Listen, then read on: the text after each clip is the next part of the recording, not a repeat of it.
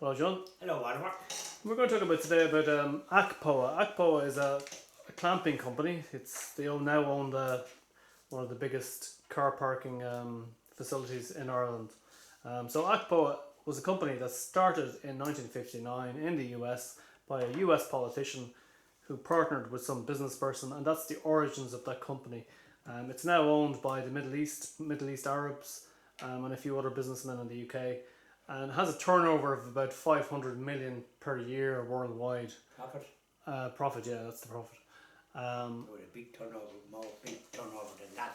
If that's the profit they're making, which is very substantial, $500 million. Yes, Some they're, car parks. they're apparently. I mean, that's my research. That's what they Yeah, say. yeah, Okay, right. they're in every hospital now. They're in every car park. You can see them around. But in Dublin City, I mean, if you go in, if you I parked in Dublin City in a car park, Andrews Lane car park, in Dublin, and that's about 420 per hour. So if you have a family of 3 or 4 children with you, I mean, it's 420 per hour if you have a day out. If you're going to have a day out with kids, you're going to spend 4 or 5 hours in the city. So it's quite costly. So It is very costly. yeah. Well, you see, there you are. This is where Dublin is suffering from gridlock as regards as regards being able to go from A to B. You really have to plan your time and the route that you're going to take, because you can be delayed. Generally speaking, when I'm going anywhere, if I'm driving, I usually make an hour to spare, because I don't know what I'm going to meet, and maybe an hour mightn't be enough. But I travel sometimes at a time when the likelihood of being delayed is not so high. But if there's an accident, then you can be delayed at any time. Yeah. And whatever time you're travelling, there's a lot of traffic on the main routes. Dublin suffers from gridlock. It's one of the only cities, I think, in Europe in which you can't drive down the main thoroughfare. You cannot drive down O'Connell Street in Dublin. You have to go some other route. It's only buses and taxis that are allowed to drive down there. And I think you can't go around College Green where people used to go, because the Lewis is going up there, and so there's only room for buses and taxis. From that point of view, Dublin suffers from gridlock, so you do need to use car parks. And at 420 an hour, that is exorbitant in anybody's language. It is far too high for a city that intends to try and attract visitors and customers. Considering that when you're in other cities, as far as I know, and I've been in other cities where I had free parking in the city, except maybe in the very centre, and where car parks was nothing like those prices. And I'm not talking about a lot, I'm talking about only a few years ago, a couple of years ago. So therefore, that is exorbitant. Now, who is given permission for such prices? That's the first thing.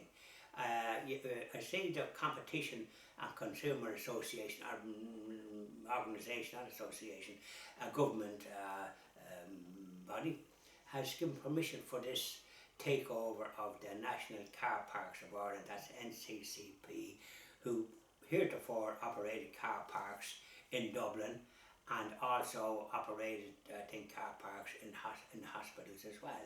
Because in hospitals the car parking is very expensive from people visiting patients.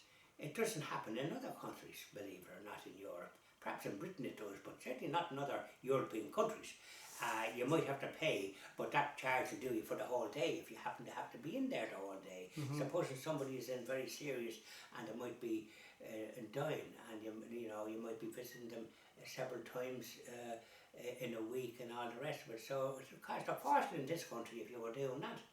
I know when I had to visit people in hospital, it cost me a fortune in these hospital car parks some years ago.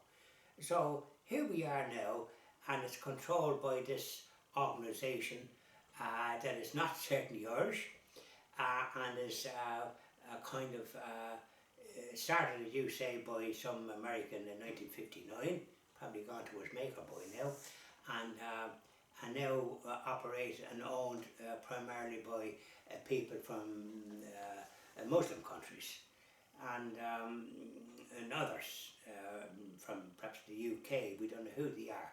but I presume we can find out now in the internet. That's if that information is not sort of private or something that you can't find it out. So here we are now in a country that has gridlock, in a city that has gridlock, and in different parts of the country where I presume there's hospitals and people visiting patients and having to pay high parking charges to visit, and that's not right. Now, I think it's, but of course you see, we don't have the independence in this country that we actually, our forefathers fought for and paid with their lives. Aside from paying with their lives, and those ones then in the Civil War that were killed also before they actually came together to form a country with a democracy. Now, to think that here we are in this day and age with car parks controlled by foreigners, which should never be permitted. I mean, who causes this? Is this being member of the EU that we're not in charge of our own destiny whatsoever? I mean, I expect car parks to be operated by Irish people with a view to treating Irish consumers in a decent and fair manner. But I certainly don't expect it from people that's from other countries and controlled by people from other countries that have absolutely no interest only in profit and money. They can't take it with them when they finish in this earthly life. So what is their anxiety for all this money? It's fire for money for customers, for Irish people that's want it. And that's what we want in this country.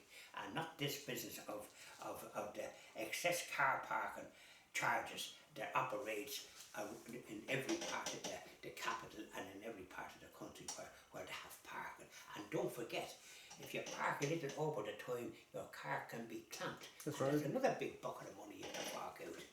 Who the hell want to go into Dublin? What tourists want to stick a snoot into? Well, see, this is the problem. So all you have now in Dublin basically is tourists. You don't have the people who used to go in shopping, and this has really affected the retail industry.